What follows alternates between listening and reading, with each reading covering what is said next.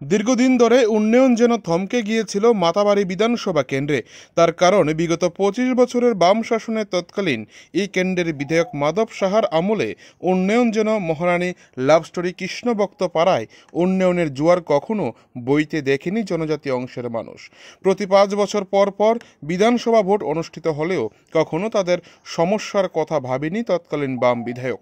২০২৩ সালের বিধানসভা নির্বাচনের সময়কালে দলীয় প্রচারে বের হয়ে বর্তমানে বিধায়ক অভিষেক দেবরায় জানতে পারে এই কৃষ্ণভক্ত পাড়ায় একটি সেতুর অভাবে মানুষ এক গ্রামের সাথে অন্য গ্রামের যোগাযোগ ব্যবস্থা বিচ্ছিন্ন হয়ে রয়েছে।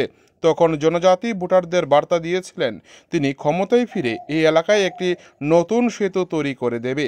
বর্তমানে অভিষেক দেবরায় জনজাতিদেরকে দেওয়া সেই কথা আজ বাস্তবে রূপ নিতে চলেছে। মঙ্গলবার সকাল 11টায় কৃষ্ণভক্ত পাড়ায় নতুন সেতুর ভূমি পূজা এবং গঙ্গা পূজা করা হয়। এই পূজায় অংশ নেন বিধায়ক অভিষেক দেবরায় ও এমডিসি সহ প্রমুখ। বিধায়ক জানান এই সেতুটি নির্মাণ করতে প্রায় খরচ হবে ১ কোটি টাকা। পাশাপাশি এই এলাকার উন্নয়নের জন্য নতুন একটি ক্লাবঘর নির্মাণ করা হয়েছে, যার ফিতা কেটে এদিন উদ্বোধন করেন বিধায়ক। একই সাথে তিনি জানান গ্রামবাসীদের দীর্ঘদিনের একটি দাবি ছিল এই এলাকায় একটি মন্দির নতুনভাবে নির্মাণ করে দেওয়া। তার কারণ পুরনো মন্দিরটি ভগ্নদশায় পরিণত। তাই আগামী ১ বছরের মধ্যে এই এলাকায় তৈরি করা হবে নতুন একটি মন্দির। পাশাপাশি এলাকায় একটি পাকা সড়কের যে সমস্যা রয়েছে তার সমাধান আগামী দিনে করা হবে বলে তিনি আশ্বস্ত করেন উপজাতি অংশের নাগরিকদের। বিজেপি বিধায়ক অভিষেক দেবরায় যেভাবে এলাকায় উন্নয়ন করে যাচ্ছে তাতে করে আগামী দিনে এই বিধানসভা কেন্দ্র আরও সুন্দরভাবে গড়ে উঠবে বলে মনে করছে উপজাতি অংশের লোকজন। মাতাবাড়ি থেকে নিজস্ব প্রতিনিধি রিপোর্ট, টিভি 100 বাংলা। তো তারা বলবে, যারা মুক্তধারা আছে, হ্যাঁ তারা বলতে পারবে তাদের ফিলিংসটা। আমি এমএলএ হিসেবে আমার যেটা ডিউটি ছিল সেটা আমি করছি। এটাই নির্বাচনের পূর্বে দাবি ছিল তাদের, প্রায় ৩৫-৪০ বছর যাবত তাদের এই দাবি যে এখানে একটা ব্রিজ দরকার। তিনটা প্রায় ১৮০ পরিবার এই ছড়া পেরিয়ে আসতে হয়। যখন কোনো রকম দুর্ঘটনা ঘটে তাদের এই ছড়া অতিক্রম করে আসতে হয়। যখন তাদের স্কুলের বাচ্চারা সেখান দিয়ে আসতে হয়, তো এটা অত্যন্ত গুরুত্বপূর্ণ ছিল।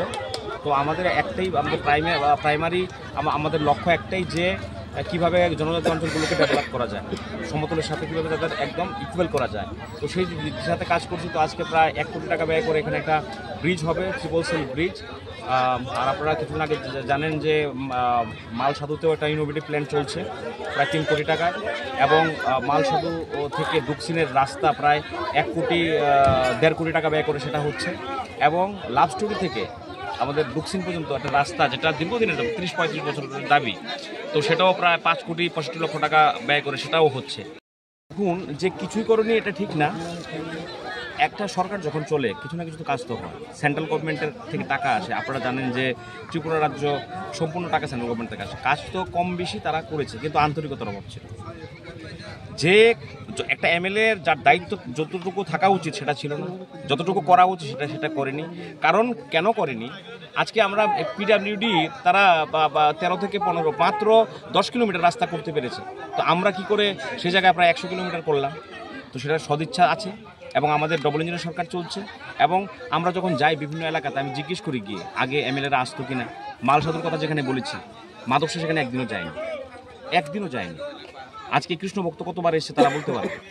একটু ভিতরে গেলে কোনো জায়গায় যায়নি। তারা তো সন্ত্রাস এবং পয়সা এবং ভয়ভীতি দেখিয়ে তারা রাজনীতি করতে চেয়েছে। আর আমাদের তো রাজনীতির স্টাইলটাই আলাদা, সেবার মাধ্যমে সংগঠন, মানুষের কাছে গিয়ে মানুষের ভালোবাসা আদায় করে। আমরা কেন যাই, আমরা কেন বলি ভারতীয় জনতা পার্টিকে ভোট দিতে? আমরা কাজ করে, কাজের বিনিময়ে বলি, মানুষের কাছে গিয়ে বলি। কিন্তু তারা তো রক্তচক্ষু দেখিয়ে বলতো, পয়সা নিয়ে বলতো, মানুষকে চাঁদাবাজি জুলুম করে তারা বলতো, ভয়ভীতি দেখিয়ে। আমাদের ভয়ের কোনো বিষয় নেই। আমাদের একমাত্র এজেন্ডা ডেভেলপমেন্ট, ভালোবাসা, সেবার মাধ্যমে সংগঠন। এটাই আমরা বুঝি এবং এটাই করার চেষ্টা করি।